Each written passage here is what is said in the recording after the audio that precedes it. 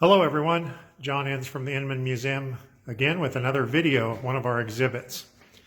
Today I want to talk about the Inman Implement Company, which was in Inman for many years and supplied the local farmers with the different implements, tractors, binders, harvesters that they needed to get the job done.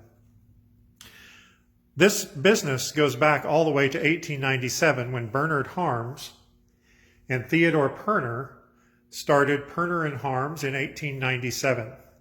Originally, it was a harness shop and saddlery, but by 1902, they were selling hardware, farm implements, buggies, carriages, wagons, and so forth.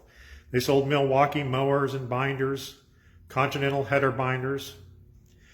They were only in business till 1904 when they sold this business to Isaac Clausen, who kept it going till 1910, and he sold it to William Houck. Later on, a gentleman by the name of Jake Shearling owned it, together with Henry Ensz, and this is when it took on the name of Inman Implement Company. Also during this time, they turned it into a franchise dealership with International Harvester. The location moved various times around Inman, always staying on Main Street, but it did move around. And it eventually ended up at 103 North Main, which is just north of the Main Street and Center Street intersection. There had been a blacksmith shop there at the time.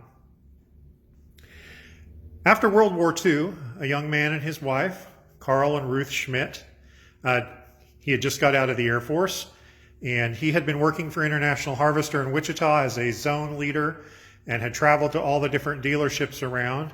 And he and a friend of his, Mr. Babbs, were looking to buy a dealership, and they liked the one at Inman.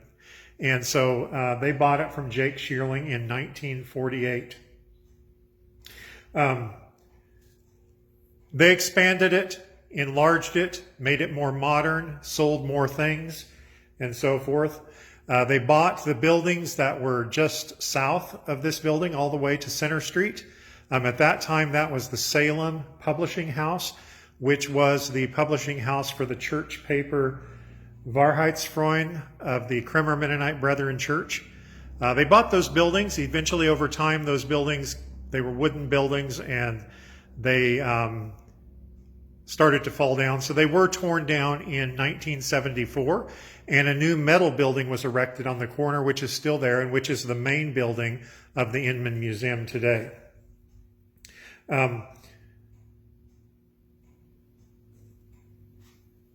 Carl Schmidt sold a lot of different things. He started out selling smaller tractors, smaller plows. Farms back in the 40s and 50s were much smaller than they are today. He says, and in his own writings, they sold a lot of small plows, harrows, drills. Popular tractors in the early days were the Farmall H and M's. But as time went on, the tractors got larger. The tractors that you see in front of here have been donated to the museum. There is a McCormick Model W4 from 1951, as well as this one over here, a Farmall Cub from 1950. These were both restored, owned, and donated to the museum by Jim Stevens, which is appreciated. And over here on the wall, you can see a picture of the original Inman Implement building. And in that picture, you can see the sign, which is up here. It was just restored last year, as well as the sign that went along the building, and is now in the museum. We're very happy to have that here. One of the newest parts of the exhibit is a small tractor here, not that old, a Farmall International 1086. This particular tractor was mine. When I was a 6-year-old boy, my parents left Hutchinson, Kansas, and bought a farm east of Inman, and my dad came and ordered a brand new 1086 International from Carl Schmidt. I was very excited the day that Dad went to pick up that tractor because I got to ride back to the farm in it with him.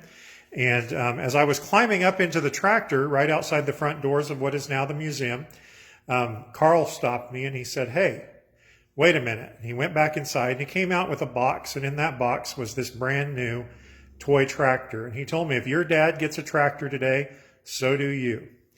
I kept this tractor all these years. It was in pretty rough condition and lately just restored it, and it's now in the museum's collection, which I think it's made full circle. That was 41 years ago that Carl gave me that tractor, and I thought it was fitting that it come back here. So another one of the exhibits at the Inman Museum, the Inman Implement exhibit, and I hope you've enjoyed it, and we'll see you next time. Thank you.